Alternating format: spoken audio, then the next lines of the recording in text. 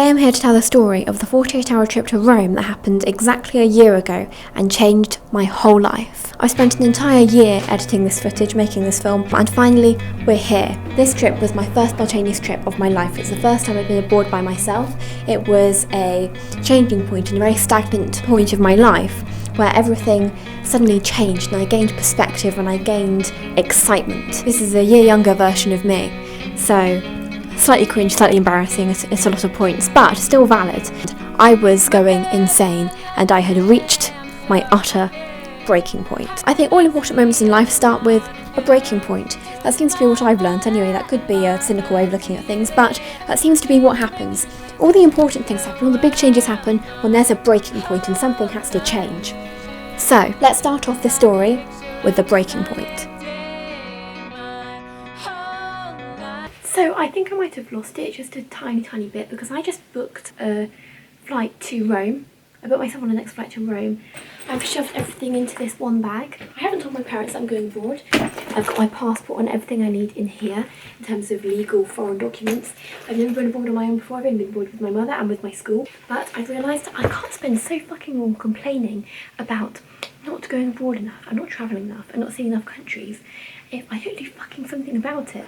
And I got sick of this country and I've had a fucking tough few months. I'm gonna fucking treat myself. If I want to go fucking abroad, I'm gonna go abroad. So I've booked myself a flight to Rome. I'm going to fucking Rome right now. I am going to Rome. I've got a flight at 8 o'clock.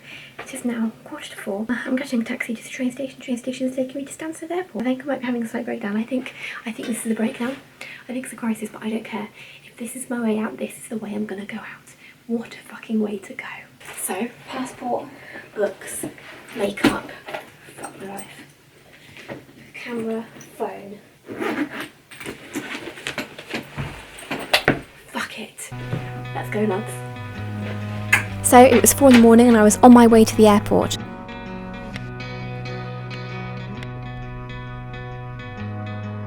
Currently waiting for the taxi driver to pick me up to Liverpool Street Station.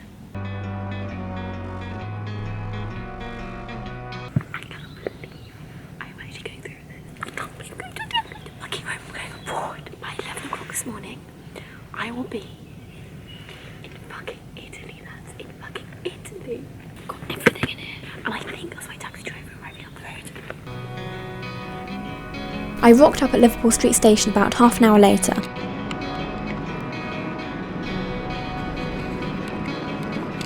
Yeah, lads, I really wasn't joking. I'm at Liverpool Street Station. I'm about to get the train to Trastevere Airport. We are doing this. Waited for the gates to open for the first train of the day to Trastevere Airport. Hopped straight on and got on my way to the airport just as the sun was rising.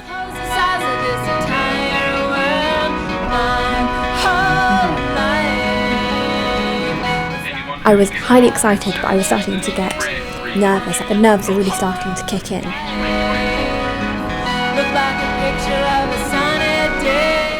About 1 hour later, I arrived at Trastevere Airport.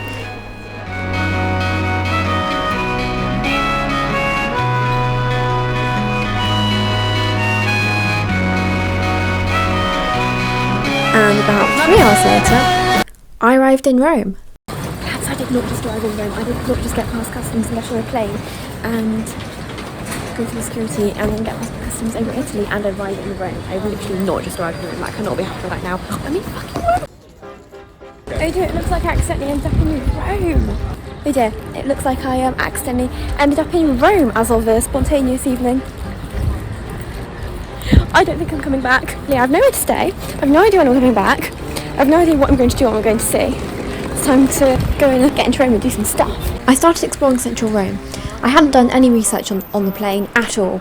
I just got myself into Rome and I was at a complete starting point from here. I basically just got on a bus at where the bus bloke told me it was going in central Rome. Now I am in central Rome. I did it. I decided this 11 hours ago. Now I'm here.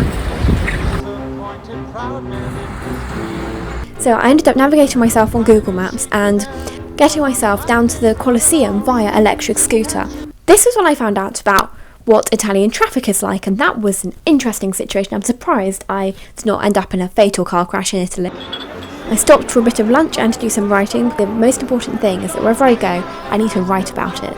I then continued exploring Rome. Now, I don't cope very well with the heat, and while I was then exploring Rome, I sat down because I had to stop for a second. I thought I was going to faint because of the heat, and I realised, right, I can't deal with this heat. I need to put my bags down, I need to wash.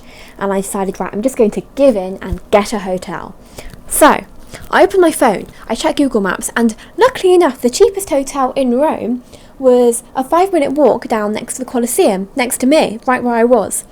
So, I walked up 5 minutes up the road, found a lovely little secluded alleyway with little beams of sun in it, and found an incredible little hotel. I don't know why it was cheap, I don't know what sort of scam I was in there. Got myself in, got myself settled. It was time to go exploring. So I just booked in another night. I got a pretty privileged discount. So just Italian men, I love them. Basically, I found a hotel because it was way too hot, so I had to go to a hotel. So I started off my early evening adventures with a proper trip to the Colosseum. I had a proper look around it, a proper walk around the Colosseum, sat down, had a little write, and then I had to consider what was next. I ended up just wandering around a bit, having a think, which was all I really needed to come to Rome for. I just needed to have a wander around in the sun, see a different culture, and have a think about life, really. Now, at one point when I was doing this, I was in a street all by myself, quite high up, I think, on a hill, and I heard an incredible, beautiful woman's voice. All of this sort of stuff in Rome created such an incredible, magical vibe, and you just don't get that stuff here. You just got all these random magical moments that make it feel like a tropical fairy tale.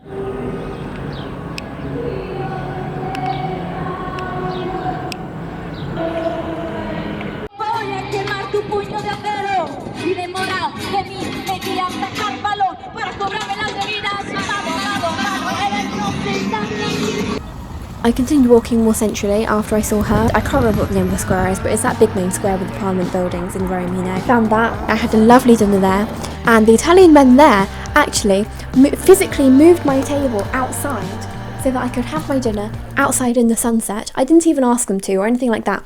Because I would never ask someone to do that, but they just said to me, we're going to move your table outside so that you can have dinner in the sunset. It's just, what is this? And I did a lot of writing there. Once I finished dinner, I did some research and I found out that a good place to go to soak up more Italian culture in the evening would be the area of Trastevere. So I walked through the square, and this was the moment, as the sun was setting, that I felt the happiest I'd ever felt in my whole life yet. And that was incredible. That was a euphoric feeling. So, after a little walk, I found Trastevere. It was absolutely fairy tale-ish. So fairy tale-ish it induced a whole crisis. Oh god, I actually belong here. I have this real strong urge, just as strong as the urge was to come to home in the first place, just completely not go home. As much as I fucking love London, London is my home.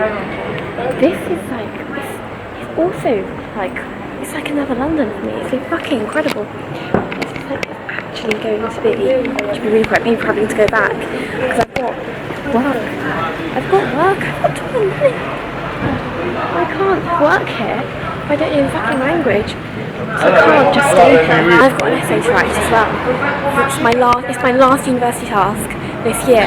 I've got to write it, and so I haven't started yet, and it's due in like a week. I'm going back the day after tomorrow. How can I go back?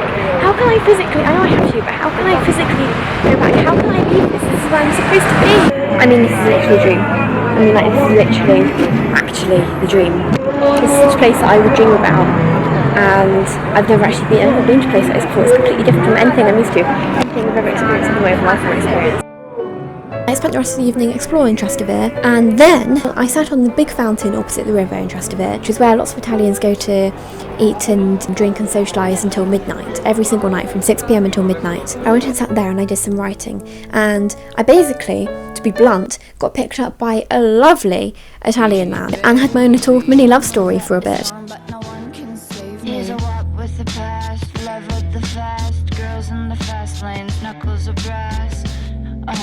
I got back to the hotel only to find out that the two lovely Italian men had upgraded my room. They upgraded me to a suite with a massive window. It was the dream. I think that's the most peaceful I'd ever felt at that point. I had a nap with the window open, the little breeze and the sun, because I'd had a busy night.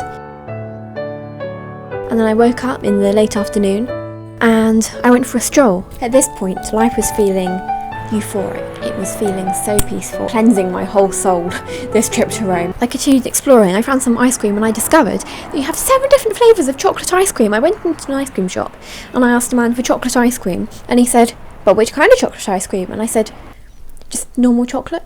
And he said, "Wow, miss, there are 7 different flavours of chocolate ice cream." I was like, bloody hell, really? That's a lot. I was not complaining. It was amazing. I had some chocolate gelato, which I then got very addicted to be honest, and had another walk down to Trastevere. I sat by the fountain again, had another little rite, and just felt peaceful and just soaked in the happiness and the peace and the feeling of being in my heaven.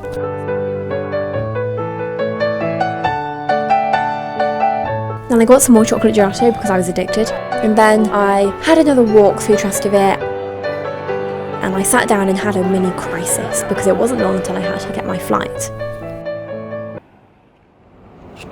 Lads. Lads. I don't want to go home. I really strongly don't want to go home right now. No, look, this is, I belong here, I actually belong here, I belong in Rome, this is a place I was supposed to exist in. How can I go home after experiencing life? Italians know how to live, but this is the first time I've been bored on my own. This is the best decision I've ever made in my entire life. Best thing I've done in my entire life.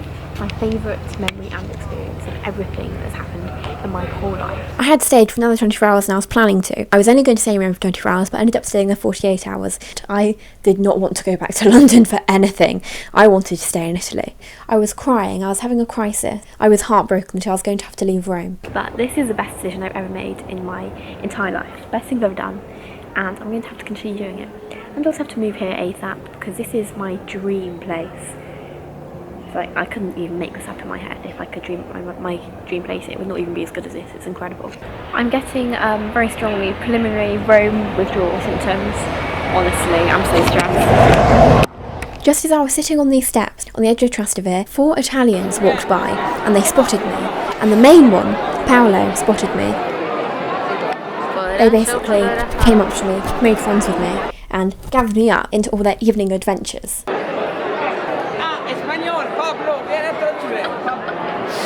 Which included just all sorts of random excursions, which to be honest are one of the best times of my life. And I couldn't believe that this was their whole life, just evenings in Rome. I couldn't believe it. But this is one of the best nights of my life. It is my last night in Rome. Yeah.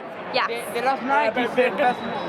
Allora siete compari. Davvero? Ma tu c'hai Vallocchia come. I don't know what they're saying, but it's funny. Yeah, they are talking about they are in the same university. Ah, I see. Right. Explained. Thank you for the translation. It's gonna come in handy. Right, Italian beer has been produced. Wait.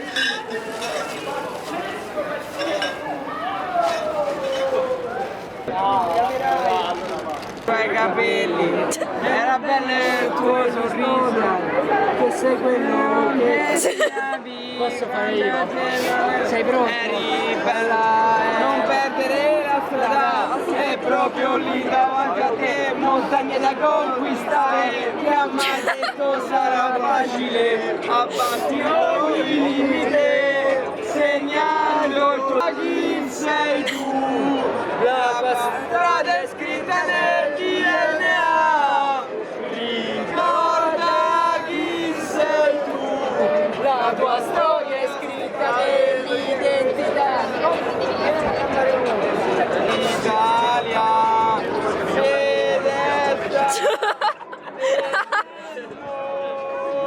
What a nationalist!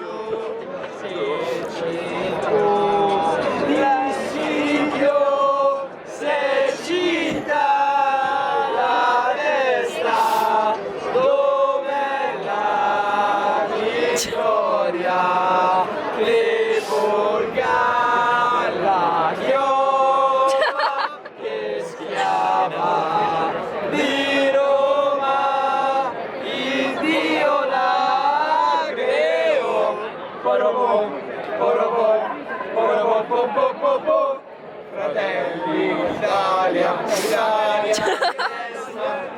vittoria, le porca la chiola, è schiava di Roma, il Dio la creò. Stringiamoci a corte, siamo pronti alla morte, siamo pronti alla morte, l'Italia chiamò.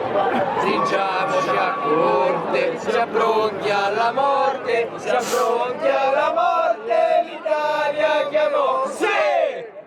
Nice! Nicely done that. The plan is, Okay. you go with Pablo Okay. In cool. his bike. in my bike, And I Right. rent another and bike. he rent another bike, and I For follow him. you. Okay. Okay. Sounds like a plan. I'd been crying and upset and heartbroken, and they gave me another amazing 4 hours, which just reminded me of why I loved Rome so much and why I just had to come back. Right, we're off to a party, lads. Oh, steady, steady, steady. These things that happened on this trip to me were a sign that when you really throw yourself into the romance of something and into the thrill and just the life and the aliveness of stuff and life, that's when fate and the universe really give you the stuff that you deserve and the stories that you need and the adventures that just seem unreal and magical. But then my fears all came true and I had to get back to Rome Airport. It was pretty depressing, to be honest. It was the early morning. I got to Rome Airport. It was time to go back home. It was time to go back to London.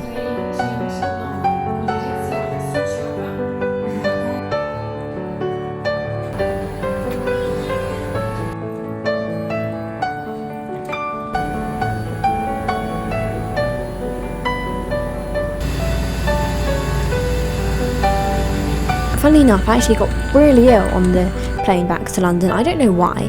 It's really odd. I mean, honestly, part of me thinks it might have just been the bloody heartbreak of leaving.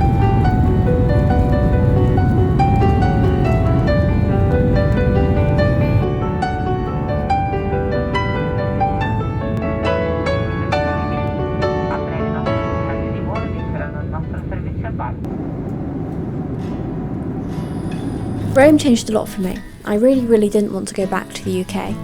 But when I did get back to London, everything was very different. I went to Rome in May, and I didn't record any footage until August. No proper footage until September. Because when I got back, a lot changed, and I grew up a lot as well. Before I was living student accommodation, now I live in my own studio flat. I spend that time in London grounding myself, spending time with people who I really love and limiting down my circles. I was heartbroken for about 2 weeks when I got back from Rome. But eventually, over the last year, I've got myself to a place of peace with London. I still really miss Italy and I'm going to go back. I'm probably going to move there at some point. But for now, I've got myself to a place of peace with London, and sometimes my life here feels just as beautiful as it felt when I was in Rome.